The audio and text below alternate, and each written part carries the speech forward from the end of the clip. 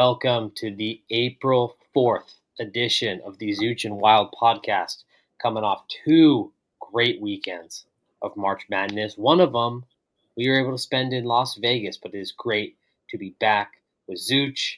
First question I want to ask you, Zooch. We had a great show breaking down what's happened in the tournament so far, what's going to happen in the Final Four, or at least our predictions. And a little bit of college football, a little bit of the lists, a little bit of blind rankings, but mainly just focusing on this tournament and kind of like our thoughts and reactions of it. But before we get into that, two things. One, I want to thank everyone again who signed up for the Settle Down Bracket Challenge. We broke our record from last year, over 50 people. It is just so great to see all of you guys sign up. It was really, really fun. I know guys texted me. So in the leaderboard right now, I'm just going to read off the top three. We have Nav's winners at number 1. We have Dom12C on Insta3 at number 2. And we have one of the OG Settle Down fans, one of the OG Zooch and Wilde fans. I know he's listening. We have Sean Gillis sitting at number 3 in the bracket challenge. Thank you to all three of those guys. And there's some other ones on close. There's a couple other ones that are close, but as a reminder, the winner of this is going to get $100. So props to you guys. Thank you again for signing up. But Zooch, I know we were able to watch a little bit of the first weekend games in Vegas. Describe Vegas. I know you had a little bit of a good luck, let's just say.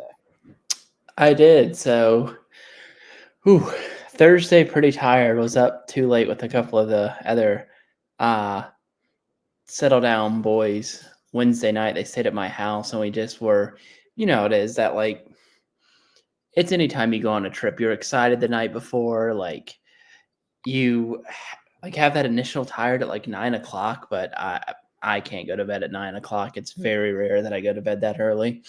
Up too late, was struggling through it on Thursday, specifically at the Knights game. Was just, at that point, I think I was up like 36 hours. Had started the Vegas tradition of not having any water, just alcohol for, The only water you get is the glass that they pour you at dinner. Or maybe you're lucky if you're in a hotel room and someone's got like one of those nipple like smart water ones that they got at the airport, and you're just like, can I get a chug of that, or I'm going to like pass out.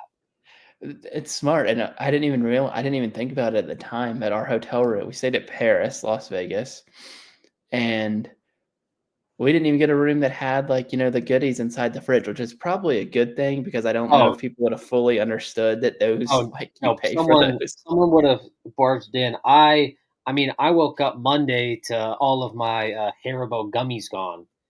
So there's a culprit out there, Cody, and he may. Let's just say, I'm not going to name any names, but let's just say he might root for a certain team in Oklahoma. Not pointing any fingers, but my Haribo gummies were gone that I was looking forward to on the ride back home. But nevertheless, I'm glad someone enjoyed them. But no, it was a great time watching ball. It was my first time in Vegas as a 21-year-old watching the games, and honestly, it was fun. Getting into the tournament, it was like this tournament was weird. It's been. Even in Vegas, like, people were popping a little bit for, like, these big games, but it almost felt – how do I put this? On one hand, yeah, it was a little bit – there wasn't as many buzzer beaters, and there wasn't as many upsets. On the other hand, I think that's because in the last couple years, we've also just had a run of just, like, insane tournaments. Like, we talked about it before with FAU and SDSU making the Final Four. Like, that's crazy. That usually never happens. Yeah. So, and that's kind of my thing with it is I get excited for the tournament every year. Like, it's always a fun time. I usually try to schedule some time off to go like either to a venue for it. Like this year, my bachelor party was in Vegas for it, which based on that, like it's that if you're not going 2 games and you like have the whole weekend off or what, like you could really fit in watching the games there, like a round of golf, like other like Vegas, like it's a good idea to go to a big city like that, in my opinion. And like fine place to watch the games. Especially But where getting back to gambling's legal too. Like that's yeah, a huge caveat. it makes it like we went to the Budweiser beer park and basically had a table all day, got a bunch of food, some drinks, like everyone. It was a good everyone I got to hang out. Like I will you have get great to I have great things to say about the Budweiser beer park, man. I mean, essentially, for the people at home, it's just like the classic beer garden. But what it is essentially is they put this bet, and for better or for worse, they know exactly what they're doing. Was right after you give your ID and you walk in, they have the Caesars Bet MGM or the Caesars Bet machines. So you're essentially at your own mini like private sports book, which is like really nice because you can place bets still in this place. But yeah, even watching at the beer garden. I mean, those games were exciting. The Arkansas game, the Arkansas St. John's game was electric, but it, there wasn't many upsets. I mean, for better or for worse, like no, let's and I just call a think spade a spade. There wasn't. yeah, and I think most if you really look, I feel like every year people talk about oh, this team can go on a Cinderella run. This team can go on a Cinderella run. If you really look back at it, just off the top of my head, I can think of George Mason, Butler. You had SDSU and FAU a couple years ago, and I'm trying to think of any other true I know the one year that UConn played Kentucky, they were an 8 and a 7, but that's two Mhm. blue blood powerhouse baskets. They're not. Yeah, seed wise, it's a Cinderella run. In reality, you're not looking at that and to me that would kind of have been if Yeah, Georgia as the 8 seed was in the national in the national title. Most years it's a 12 might beat a 5. I forgot about Loyola Chicago. That was another one, but that's a handful in 25-ish years or so since the yeah. year I mean, 2000. I mean, it's not. in They get talked about because they do live in infamy or whatever, however you want to say it, but it's not the norm. And I feel kind no, of sometimes when people say it's bad, they're oh, you had Loyola Chicago a few years ago. Yeah, you did, but that is not no. how it usually You know goes. what it is? And this is what I want to say. It's the YouTube compilation of it's the YouTube compilationification of the tournament. And I don't know if that's the best way to say it, but what it is I mean it's what I do is they people when the tournament's coming, everyone watches the top buzzer beater compilation on YouTube and they start getting excited and they start to remember all the good moments when they forget there's a lot of duds. So they're expecting the tournament to be as exhilarating as that 21-minute YouTube compilation that of course it's going to be exciting. It's 30 years of buzzer beaters Right. in that you're watching that you're expecting. And to the whole thing, is Cinderella dead? I need to see more of a sample size. I do. But yeah. You can't just say it's after one. And I want to bring this up to you. Like if you see SD hits that three and sends it to overtime, they win and they're immediately the national darlings because that's who everyone Right. picked to win. Literally one shot goes their way. UCSD is the upset big time pick. Well, and you also, I think, kind of saw this year, I think it came true to two things.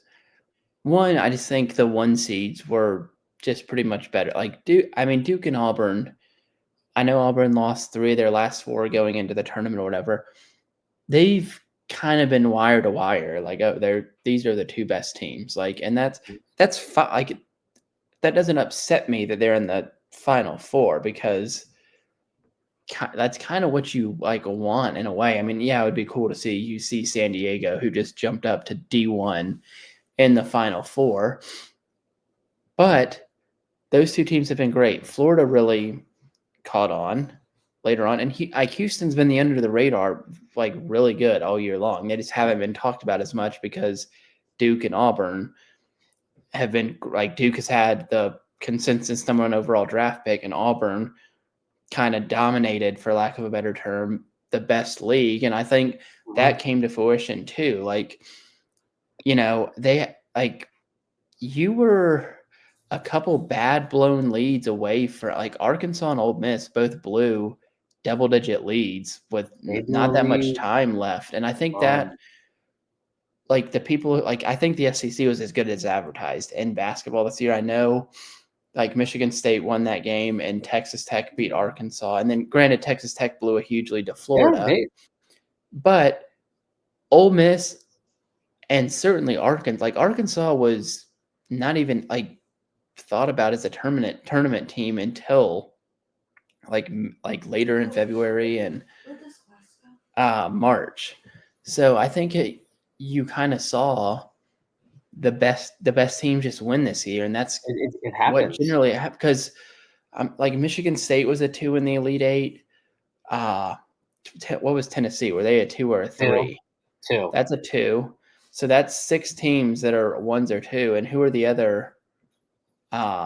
Texas Tech was a 3. Mm-hmm. Like that's fine. It doesn't mean the tournament's like, in my opinion, it doesn't mean it's like that doesn't make the tournament bad. What can make the tournament bad is if it's a bunch of blowouts. You've had some good games. It just hasn't been what a lot of people I feel like they think makes it good is if the lower seeds always win. 100%. And that's just that's what I mean. Like if you watch these games, they were like they were solid. Like I really enjoyed watching. Oh my gosh! Like even the Gonzaga Houston game. Like that's a game that like is really good. And of course, like if you just view the box score, it's a Houston win, right? Zooch, you saw me on the casino floor watching that game. I almost quit. I almost quit the bachelor party if Houston would have lost. Like I was like that was like gut wrenching, like that game. And of course, the results didn't yield like the upsets if you just look at the bracket. It's a lot of chalk. It's a lot of talk about chalk this year. So Jay Billis, great job on your bracket, dude.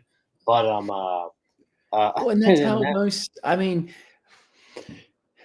generally, that's how it goes for them. I mean, in football this year, it was the Eagles and the Chiefs. That was chalk. Like college football, Ohio State, like Notre Dame, I guess, was somewhat of a surprise.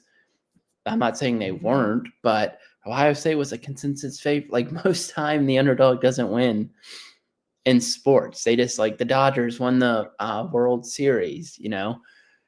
Like the Florida Panthers were a pretty not favorite, but they were one of the favorites to win the Stanley. Like that's generally how it goes, and it doesn't make it like I don't think it makes it bad. Like the Super Bowl was bad; it wasn't a good game, but the playoffs weren't bad. Like leading up, like just because the favorite win doesn't make it bad. I guess is what I mean. A few balls bounced the right way, and people are talking about, man, this is the greatest tournament ever. I mean, if Gonzaga beats Houston, if like UCSD beats whatever, if Texas Tech beats Florida, right? Like if all these things end up happening, if Michigan State ended up pulling it off against Auburn, even like just Izzo making his little run, like if all these things happen, like it goes from the tournament's dead, everything sucks to like business as usual, great tournament. So I enjoyed watching the tournament. We got some good games out of it. Was it as good as years past? Probably not, but that's the way things are. Sometimes you get a really, really good year, and sometimes you get an average year. But there is a caveat to all this, Zooch, and it's because of all the chalk results. We could get one of the best Final Fours that we've ever had. Yeah, when's the last? I'm going to look this up real quick. Has there ever been a time where it's been all 1 seeds? Not that I can think of off the top of my head. I'm sure there has been, but 2008. In guess what city? San Antonio. Yep, just like it is this time. Was that time. the Memphis when Memphis played Kansas? Yes. And Memphis Coach Cal with another late game. Yeah, man. You see, like this was a blue blood. Oh my gosh! Honestly, just like going on the 2008 Final Four. Listen to this. You have Kansas, North Carolina. That's the Hansbrough, North Carolina team. 2008 UCLA. I'm pretty sure that's either the Kevin Love or Russell Westbrook or Holiday brother UCLA team. And then you get Memphis Derrick Rose team. Yeah, That's a great Final Four.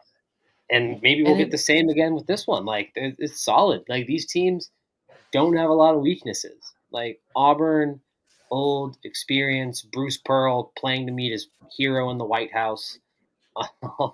and he's Duke. like, also, you have, it's, to me, it's, you have Kelvin Sampson and Bruce Pearl, who have both been coaching for 100 freaking years. They both like are inching closer and closer to getting that national title that they've been wanting for forever. John Shire at Duke has been like, was great at Duke, played there, all that stuff, replacing a legend. He's trying to get his first and see if they can continue, like if he can continue what was there before him. And then you have the weirdo at Florida, Golden. That guy's done. Hey, that's Bay Area right there, coming from USF, St. Mary's. Come on, baby, that's the guy right there. Yeah, so you got two young guys, like two. I mean, I don't think Shire will leave Duke. Like, I think he's not like an NBA type, going to the NBA guy. Maybe he will. Todd Golden, he might go venture off to the NBA and see how he does. So it's an interesting Final Four, even though it is all the one seeds. I think it's interesting, at least. Really cool. And I also do, this is just like my personal thing, I love basketball in the Alamo Dome. I personally think, out of all the mega football stadiums where basketball is played, like in big stadiums, I truly think the Alamo Dome is the best. Just something about like visually, because the Alamo Dome doesn't have one of those hanging score bugs in the middle. I think something about that just like is crazy. Like, I just love that. Love the Alamo Dome. And shout out San Antonio and the big old women. Charles Barkley's going to have some issues now. Let's just say. Yeah. Well, and people should enjoy it because, you're in the middle of spring ball right now. College basketball is going to be over next Monday. If you're an NBA fan, you got those playoffs coming up. If you're a hockey fan, you got the NHL playoffs coming up, and then you got regular season baseball. So this is the long stretch of, if you're a big college sport fan, unless you like college baseball, this is all you got until Labor Day weekend. So. Yeah, and I want to talk. Last thing about this is I want to get where your headspace is at in terms of, out of these four, like, who do you have winning and how do you see it going? I honestly still have Auburn. That's who I picked in my bracket. I think they've been the best team this year. Like, I think it's going to be Auburn or Duke. They just seem to me to be the two teams who can. You haven't, like, Auburn's had some close games at half and stuff like that, but to me, both those teams, like, if I'm being honest, and it was like the guy made the shots, Florida got a little bit lucky in that Texas Tech game. Mm-hmm. Like, the guy was just he was feeling it. Texas Tech, gotta make it free. Like, Houston, same thing a little bit with Gonzaga, but I mean, I don't know, because they dominated Tennessee basically from start to finish. So and none of the teams winning, honestly, would surprise me, but I think it's going to be Duke or Auburn when they've been the best all year. So I'm sticking with those teams, I should say.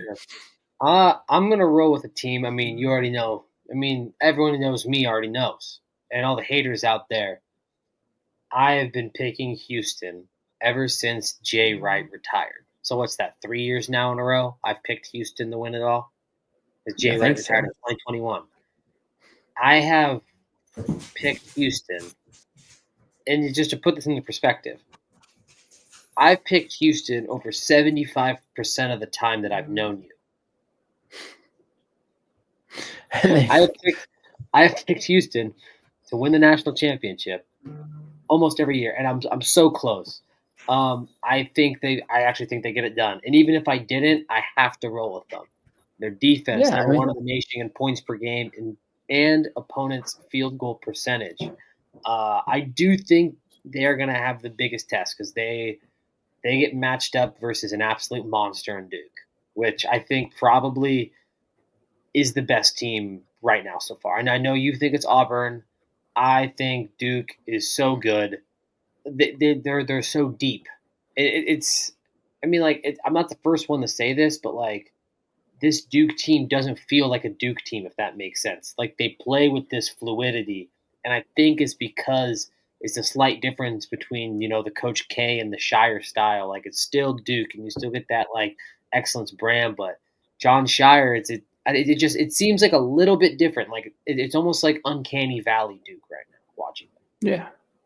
No, I mean, it's like I said, none of the four would surprise me. I honestly think even if you have any of these teams winning the national title and they lose either Saturday or next Monday, you can't be too mad at them because they're with three other great teams. So like, I've never been that like I get annoyed if I have like a one because like people get crap for picking chalk and I get that, but Oh, I always will give crap for picking chalk. You can't yeah, give and chalk.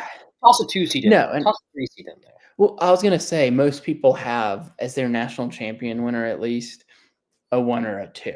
So like if you have, I guess if you pick St. John's, you could be a little bit annoyed because they lost in the second round. But shit, that Arkansas team, like if they could have just held on to a lead, would have been in the Elite Eight. So it's like I don't know, like it's like if Houston were to go and get killed, right? If they lost like 90-75 to Duke, then I think you could be kind of annoyed. If they lose like by 2 or whatever, it's annoying because you've picked them so many times. However, like you got to look at it and be like, all right, well, they ran into a great team. I don't think they let you down at that point. Like they did because they won the national title. Houston, hey, 3 things in life are certain: death, taxes, and I'm rolling with Houston. Lord forgive me. Unless Villanova gets hot again, then I'm fully back on the Nova train, which I ran. I think I picked Villanova. Started doing brackets in high school, or like the ESPN bracket challenge app in high school. I think a couple times I threw a Michigan State in there, but at least in college, I think I went Villanova, Houston, and then I picked Houston every year since then. It's worked out for me so far. I always pick like a winner. I tried to do a few years of trying to be like, oh, I'm gonna outsmart everyone and pick these teams. That almost never works. It never works. You can do some outsmarting, like sneaky Sweet 16 run, sneaky like Elite 8 run. Rarely can you get sneaky with like a national championship appearance. Yeah. No, I did. I like told you. I said, I guess 2 weeks ago now when we did the show, I went all SEC Final Four. I wanted a war zone in San Antonio of like just bodies in the whatever they call it, the river walk of the Florida fans, Tennessee fan. It would have been great, but we might still. I mean, Houston's gonna have a lot of fans there. The Gators will challenge. Auburn's gonna have a bunch of fans there, and Duke will have a bunch of fans there. So we might all like everyone. Florida fan will be in flip flops because they have they're the everything school. Auburn fan will have the PFG pullover on. Duke fan will probably have that stupid thing that band guys wear, like the collared long sleeve shirt. The rugby polos. They're the rugby shirts, yes. And Houston, Houston's I'll tell you what Houston will wear. Houston fans are going to be wearing the most pitted out, tucked in, athletic fit polo you've ever seen in your life. Like that thing's gonna be sopping in sweat, but damn it, it's gonna be tucked in, and they're probably gonna be with their wife, and like they're just gonna be having a great time in San Antonio. Just pop down from Houston for the weekend, Yeah. And they're gonna talk they will mention at the bar when they're talking to the Florida fans will be like, oh yeah, I sell insurance or something like that. And the Houston fans will have to mention 50 times that like they work for MD Anderson or one of the cancer institutions in Houston and how much good they do for the world. And Yeah. the Duke fans will be like, oh, like, Try look to at how one up them. prestigious we are. Yeah. Yep. And then Auburn fans, I feel like Auburn fans are the X factor this weekend because we know Auburn fans. We see them on Twitter. We see them in football season. These are the same people. You have to remember that these are the same people that root for Auburn college football. And I know it seems different with the vibes online and in the stadium, but these people are the same. And Auburn fans, they're the loose cannon. They are the Brian Pillman of college football fans. They are loose and unpredictable. They are a fire, and it's a fire that can either heat up everyone to make them all better, or they could burn everything down. Or they could burn everything down. And we don't know where we're Lord, going to get it. I'm also looking forward to some. I'm hoping for some good burnerverse memes this weekend. So any of the fraternity age gentlemen in San Antonio this weekend, please keep the content up. It keeps old farts like us entertained on X, the everything. Yeah, we will see an Auburn frat boy like face first in the Riverwalk water at some point this weekend. That, and guaranteed we will see a BV post of someone in the name will be like Mr. Darts or something. No, it'll be like Paxton, like it'll be like Jackson Darts Burner will be the name, and that they will take a photo of maybe a larger woman, and it will have to be something with like Charles Barkley was right about this like shithole of a city. There's just like again, prepare yourself. Prepare yourself. It's going to be a lot of fun this weekend, but you have to know what's coming. You have to know what's coming. Exactly. That's funny, but all right, we got Houston and we got Auburn going with the South for college basketball, and that is it for college basketball for today. I wanted to briefly chat before we get on and do our blind rankings. Just quick thoughts about this is a very localized thing. So if you only listen to us for national, skip ahead 5 minutes and we will be in blind rankings. And we're doing blind rankings of coaches that we want to have a beer with. But before we talk about that, Boise State has had a couple of people enter the transfer portal. Zooch, what's up with that? What's up with that? It's partially funny to me because like there is a certain segment of Boise State fans, and it's all fans, but we see a lot of Boise State fans who are stuck in like 2003, and that's just like completely not even 2007, not even like the Coach Pete era. Yeah, okay, we'll give them 2007, but still like the transfer portal and like I think they don't realize how much money is in college football is what it is. So like it's shocking to them. Like people were not happy that Braxton Feely had Spencer Danielson. What do you call it at a wedding? I will say, who would do his wedding? I think Feely was the one that really surprised me because Simpson, he was almost like toying with it all year. You kind of had the vibe he was always going to leave. The Feely one was out of left field, which makes it weird because BSU put all their eggs in the defensive line transfer portal this offseason. But yeah, I would give anything to fast forward like a month to find out where Braxton Feely's playing and for how much. Like, because he struck me as a guy that like this is maybe Andrew Simpson was thinking. I feel like Braxton Feely. If you would have asked Braxton Feely, now I don't know him, but this seems like I don't want to say poaching, but like he probably let's call a spade a spade. He probably got an offer that he couldn't refuse. Yeah, and it's you have to look at it. Like if everyone would just look at it from the perspective of the person in this situation, I think there'd be a lot less. Not that like as fans you shouldn't be annoyed or think that they're not loyal, like whatever it is, but there is a handful of people who have gone to Boise State for football and made a career out of the NFL. I'm not talking about they, were in training camp once or twice or something like that, were on the active roster for like 2 weeks. I mean, a career. Like, obviously DeMarcus Lawrence has, Doug Martin has, at this point, like Shakir Jeremy just got a McNichols second is still around. I can't think of his Khalil Shakir now has a career he's made out of it. Ryan Clady.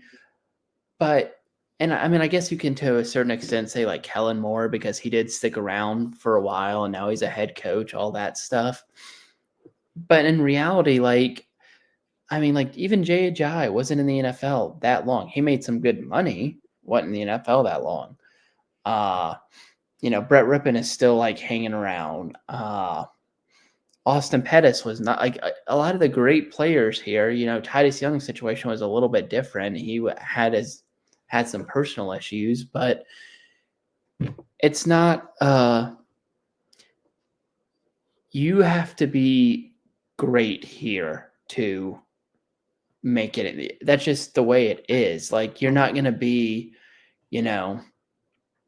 a decent lineman at Boise State, and like you might get a tryout in the NFL, but you're not going to get the leash that a guy from Alabama or Georgia or Ohio State or wherever. So if someone offers you 6 figures to go play football for them for a year, the odds are, and this is for all schools, that the odds are if you get 6 figures to go play somewhere, that's the most money you're ever going to make playing football. Most guys don't go on to play in the end. I mean, there's how many draft picks each year? 260, like 3 or whatever it is. I don't know the exact number.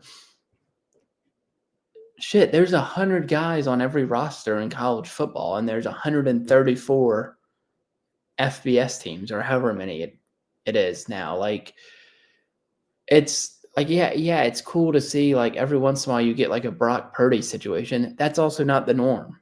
Like that's not how it goes. It's interesting.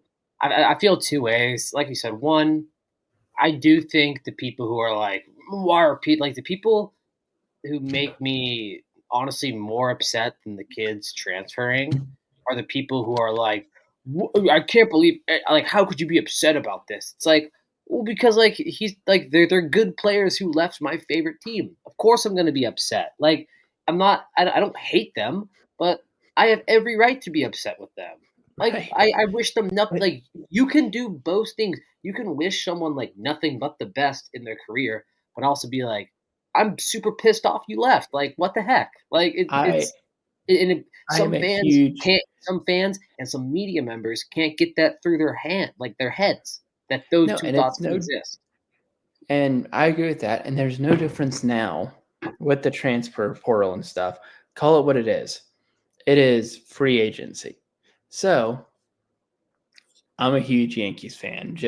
I watch almost or listen to nearly every game every single year.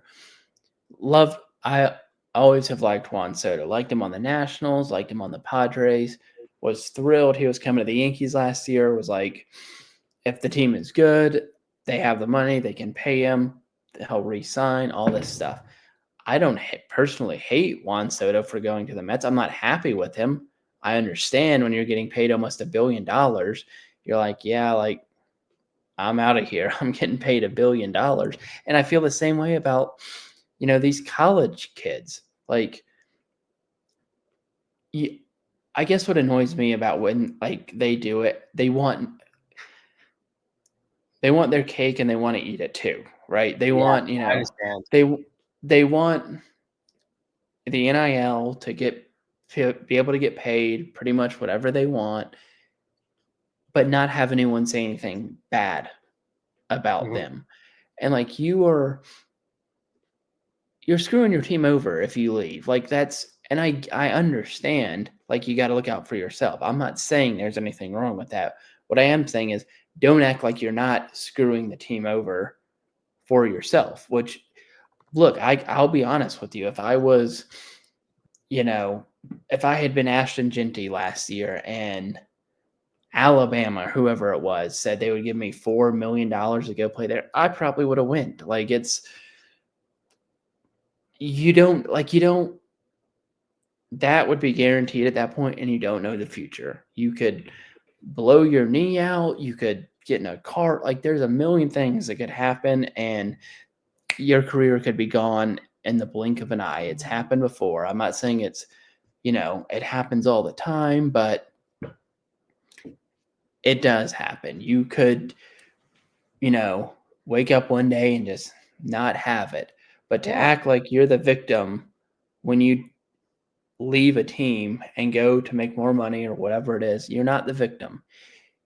When you bring money into something, at that point, people have the right to be mad at you. It's not, 2005 and like people are like yelling at a 18-year-old on West Virginia because he's not good. That I'm like, all right, like chill out a little bit. Like it's kid's 18.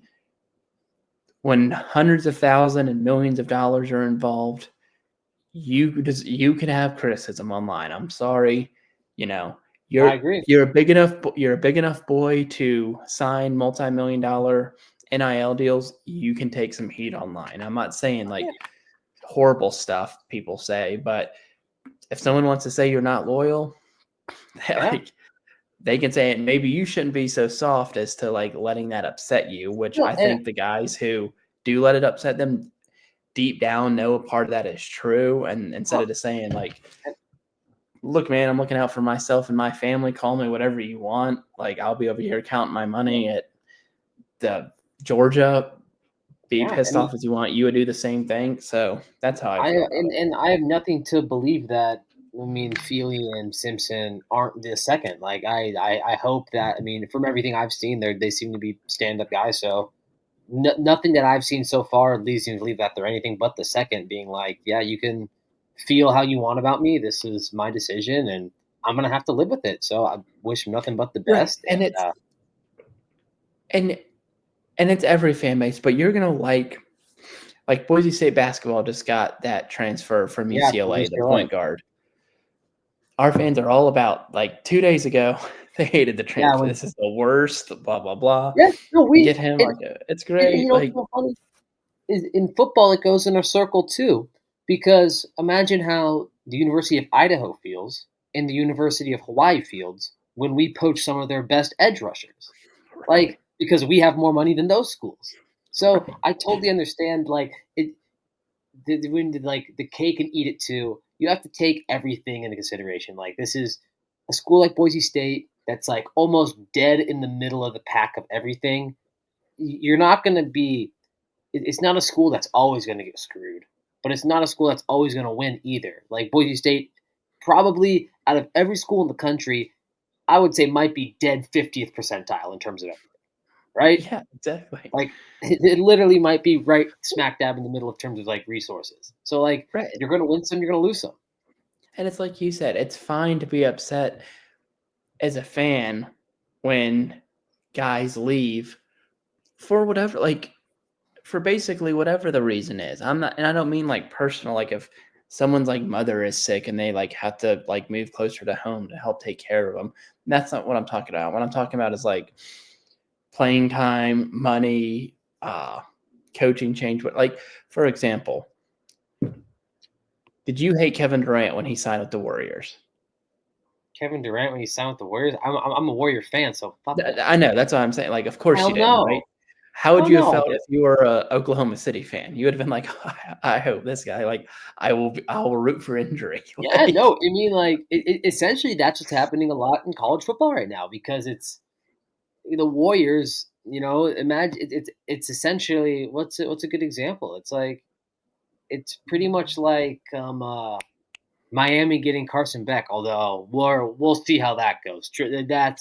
I can already tell that's going to be a effing train wreck. By the way, sorry that would be my hot prediction is that Beck in Miami might be a train wreck, but we'll see.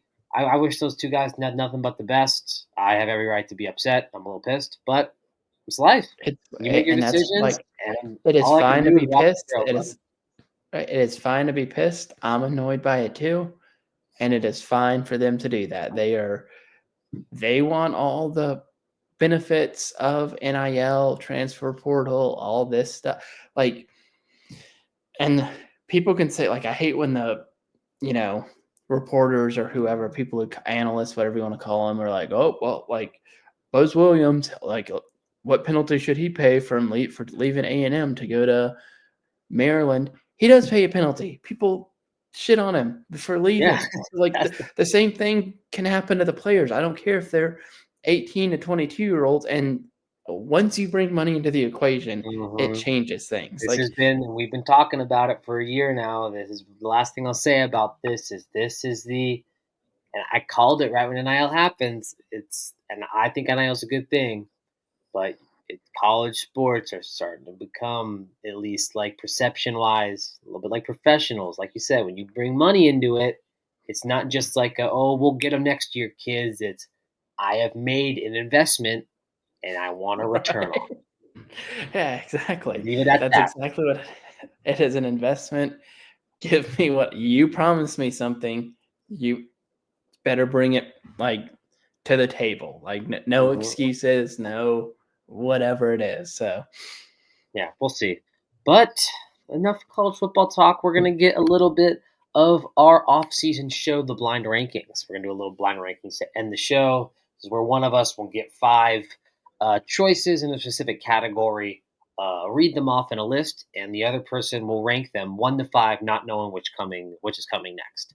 I brought this topic. It's a little bit of a topic that we did from season 1 2 years ago when we used to do High Low Buffalo, and it is coaches you want to have a drink with, you want to have a beer with, and just full transparency. Every single one of these coaches, I think I would want to have a beer with. I'm not doing any of like the, oh man, Ryan Day, like no, none of those coaches. And I do want to get ahead of this now. I did not put Sark. That would be in poor taste if I chose Sarkeesian. you can't do Um, you gotta it would have been in poor taste, almost like the taste of liquor on his breath at the waterfront hotel in Long Beach when he was recruiting for Utah. But anyways, I got five coaches here, Zooch, and I spread them out across the country, and you're gonna rank them 1 to 5. One being I really want to have a drink with this guy, and 5 is I want to have a drink with him, but he would be an alternate. All right, we're gonna start this list off, Zooch. Your first coach, Spencer Dillingham of Arizona State. And these are all FBS coaches, by the way, no FCS, only FBS, only Power 5 coaches, or Power 4. I'm gonna put him at number 2. I actually really like him. I think he is kind of a good mix of, and actually like seems like a really good coach, but also would kind of just be fun to like hang around. Like he seems like a guy you could like go to the bachelor party with, and he'd be like, Mhm. "Oh yeah, I'll stay up till 3, 4 in the morning, having a few drinks, Okay. playing a little crap." So I'm gonna go with 2 on All him. right. My second option for you, Fran Brown, the coach at Syracuse. Great first season at Syracuse. Kind of sparking the internet abroad, answering Coach Prime's challenge. So number 2 option is, or your second coach is Fran Brown. I'm going 4. He seems like way too much of like he would be, trying to look at film at the bar. He like is Okay. like that serious as a head coach. So, um, you know, he would have like he would just be, like seeing Kirby's ghost if he was like took any time off of Yes. football. So Okay. Fair enough. At number 3, and this is the X Factor, Zooch. Bill Belichick, coach of the University of North Carolina. Bill is his Belichick. girlfriend coming? That's up in the I air. I can't answer that. I can't answer that. That's I'll put him at 3.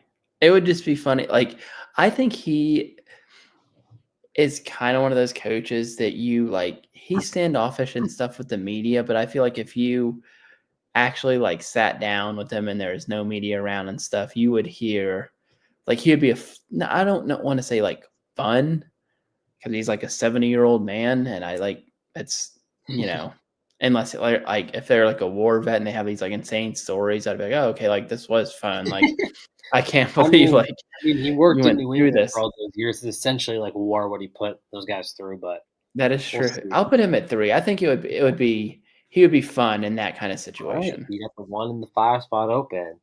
Next up, we have Dan Lanning, coach of the Oregon Ducks. Dan Lanning. 5. I'm 5. putting him at 5. Wow, that's a quick 5. Yeah, he is like he has some Dillingham like aura about him. These disciple of Kirby's, you think it's just they're what is it? They're too into the game. Like you need a break every like he would be like he strikes me as the guy like let's say we like football is a little bit different, but let's say we played like hockey or baseball and you're on like a 6-game losing streak and you're like you get some of the boys together and you're like, all right, like we know we're on a losing streak. Let's go down to the like restaurant / bar that's a little bit more upscale, get some dinner, a couple bottles of wine, have some drinks, let out a little bit of steam, and team reset. It's what I offered Boise State basketball after we lost to Colorado State the first time. They didn't accept, but I did offer it on Twitter, team reset at 10 Roof Tacos. They said no. But he seems like he would be, and I don't know, like he might show up, but he seems like he would still be a little bit like, oh, we've lost 5 in a row. Like we shouldn't be drinking at all. You got to have, you got to reset, team reset. They're big. They're needed. All right. And this could be a hit or miss. You might have hit this on the head, depending on how this choice goes. The last option, who's locked in at your number 1 spot, Sam Pittman at Arkansas. See, he would be okay. So I think Sam Pittman would be like I would not take him to like a young person bar, but like a Floribama Shore bar, maybe Panama City, like go out and do a little deep sea fishing, come back. Like he would definitely have the Sperry's on. Yeah. Like he would have, he's only drinking light beer too. Only light beer. Keep IPAs away from him. Like he seems like a fun go fishing that day, maybe spend the day at the beach doing like beach activities, get back, go to the bar a little bit, have some snacks, that kind of thing. Like a 4th of July. He would be fun on the 4th of July. That's kind of how I see Sam Pittman. I mean, I see it the same way. I think honestly, I'm like in the same like thing. I think I switch Fran Brown and Dan Lanning. Other than that, I think you hit this list exactly how I would have hit it. Yeah, honestly. I mean, I don't think any of them would be terrible choices to go get a beer with. Sam Pittman would be a blast, I feel like. They're like he seems like he wouldn't take himself so serious that like, like he would tell some stories like where he was the butt of the joke, it'd be like you'd have a good time, like laugh, like I can't believe, that happened or whatever. But that Sam Pittman would be fun, Dillingham would be fun. We might need to do our next one is but we can't make people upset. Like with coaches that we would not want to have. No, we can't do that. We're only going to keep it positive. James Franklin. and no one knows who would be the last person on that list. Sharon Moore. But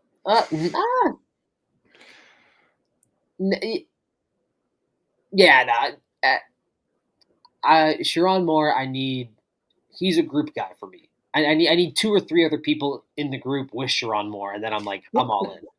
And see, he's the same, and I love him. I think like he's fascinating to me. I think I've done nothing but,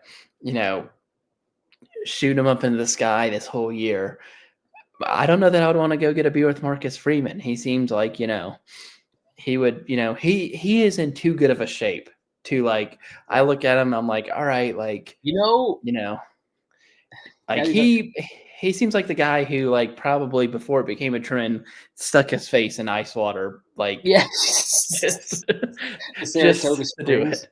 Yeah. Yeah, yeah. A couple guys I left off honorable mentions is one I wanted to be power four only because it would have been a sweep if Jason Eck was in it. I mean, we already know it would have been a sweep if Jason Eck was in it.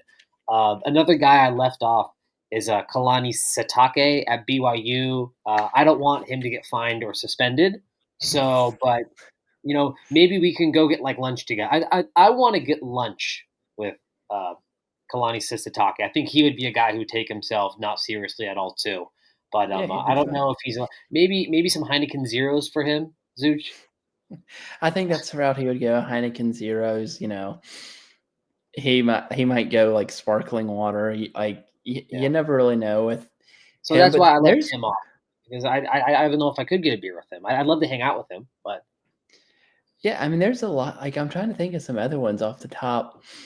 Uh I almost said Philip Fulmer. I am completely blanking on the Bobby from King of the Hill. What's the Tennessee oh, coaches?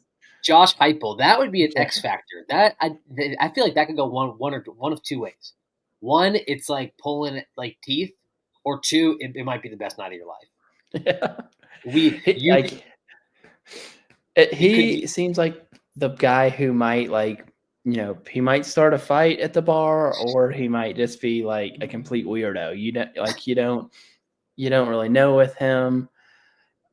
He's not a Power 5 coach anymore. Gene Chizik. oh Uh, my god. I don't know if I could do Gene Chizik. Wear something other than the vest to the bar, buddy. Like, come on. You know who I think?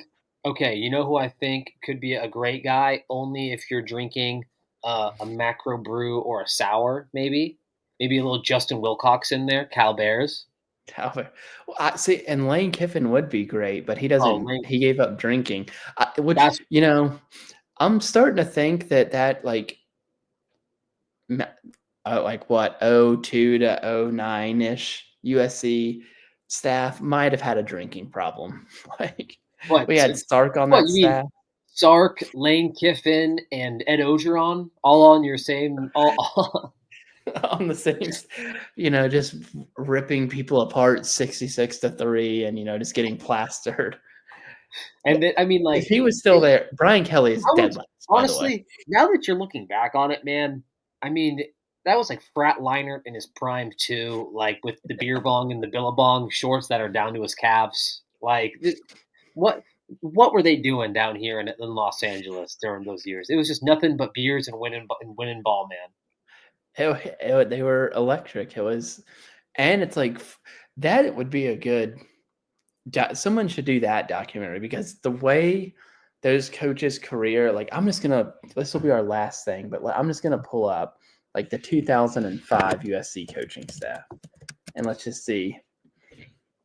Okay, so obviously you had Pete Carroll, you had Lane Kiffin, Steve Sark was on there. So Coach O wasn't there yet. Mm. But just a group of guys from that, like I know because he was at Ole Miss at that time, but I don't know when he exactly went to USC, but it would have been you can't click on the stats from 07 to 09. Maybe there's a reason for that. But yeah, it would have been even Pete Carroll. Like Pete Carroll seems like a guy who would be fun to get a beer with. So yeah, Brian Kelly's dead last. He can hear this and get mad, but he is dead Brian, last. Brian Especially Kelly if actually might be dead last. Yeah, I we would joke never about go to James Franklin, but no, yeah, Brian Kelly is dead last. don't ever go to a bar called The Lift with Brian Kelly. I'll Okay, and put that out that's where we're gonna end the show, gentlemen. That's where the show ends. Thank you for listening. We'll be back in 2 weeks to talk the end of college basketball and the beginning of college football. Then we really will start getting into some off-season content and awesome stories to talk about, and it's just a little bit looser, just looser conversations, kind of like we're having now. We appreciate all of you again for signing up for that bracket challenge. We will announce the winner on our Instagram. So if you are in the bracket challenge and not following us on Instagram, you'll be ineligible to claim your prize. So make sure if you're in that bracket challenge and you are following us on Instagram, follow us on, as always, subscribe, follow. Zooch, anything else? Nothing else. Enjoy the Final Four. Hopefully, it's not a bunch of blowouts. That would suck. I think we'll get a couple good games out of it, though. So, only 3 games left. Hopefully, we get 2 out of 3 that are good. Only Trace. All right. Well, that being said, Godspeed, and we will see you next time.